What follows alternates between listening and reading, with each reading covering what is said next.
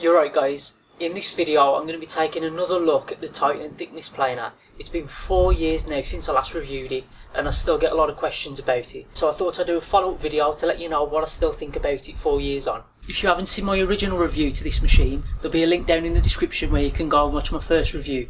Now on that review I'll go through how the machine works, how you can set it up and everything like that. So I'm not going to cover that in this video. I just want to go over some of the questions I've got since that video was posted and some of my opinions that may have changed or may not have changed. In my original video I was having issue opening the safety switch, and yes, it is nice and easy to open. So thanks to everyone who commented about that.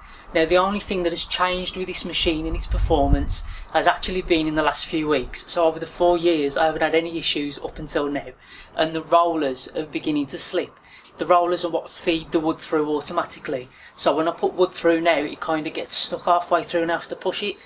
It's not a big deal, but it is a lot of hard work to try and keep pushing boards through, so it's not ideal. They need cleaning really. I've never took the machine apart to clean them, so I'm not sure I'm going to do that, but it's not too bad. I get a lot of questions and comments asking about changing the blades.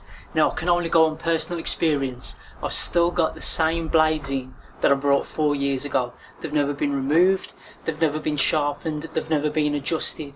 It's still doing a great job for me. I kind of had luck of the draw with how it arrived from the factory I guess, but my thicknesses are always consistent across the board and I still get a nice smooth finish. Now I've been lucky and I haven't actually hit a nail or a staple on this machine, so I haven't got any chips out of my blades. Of course if you get a chip you're going to have to change your blades. My biggest complaint with the machine from last time was the push blocks. Now I believe, I don't know 100%, but I have had comments since saying that they've changed the push blocks on this machine when you buy it now, and it has got some grippy material on. But if they are the hard plastic that I mentioned before, still steer clear, but if they've got some grippy rubber, they should be good to go.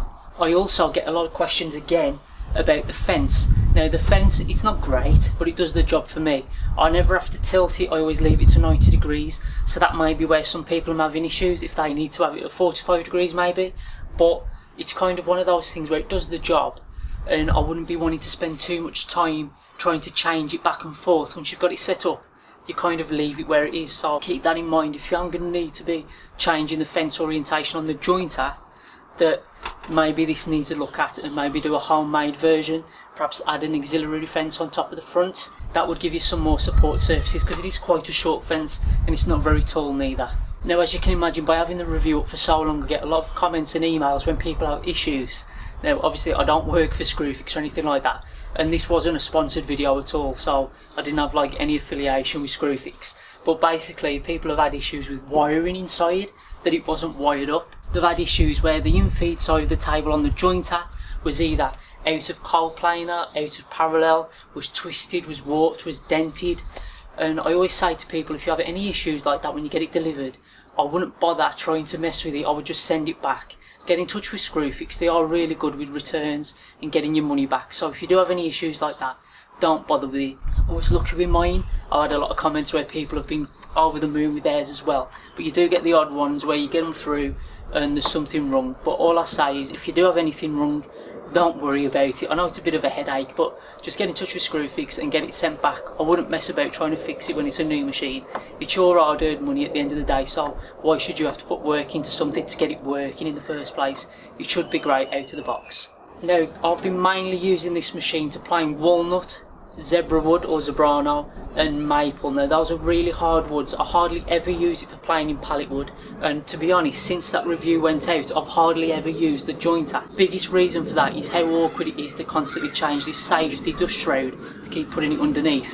There are ways that you can trigger the safety switch. Of course I wouldn't recommend people doing that, it's not very safe, but there is ways to do it and I'm sure that you would figure it out for yourself. When I first brought the machine I really thought that I'd be using the jointer quite a lot. Get the wood jointed first and then pass it through the planer, but to be honest I tend to just keep flip planing through the thicknesser and that gets the boards nice and flat and nice and consistent thickness, so I kind of go down that route. I am actually looking to get a smaller lunchbox style planer purely because of the space that this takes up.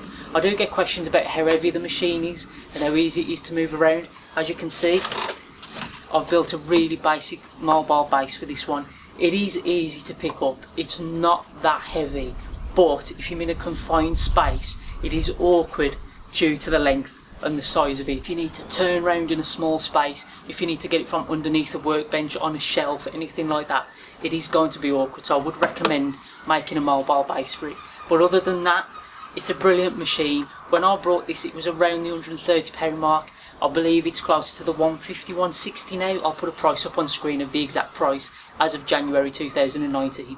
But yeah, it's still the cheapest one out there. If you're looking for a cheap thickness planer that's also got a jointer as well, remember, I don't think you can go wrong for the money. Hopefully you found this video useful, and if you've been sitting on the fence a little bit about buying it, hopefully it's helped you make a decision. So thank you all for watching. If you liked the video, please give it a thumbs up. If you didn't, give it a thumbs down, and I'll catch you in the next one.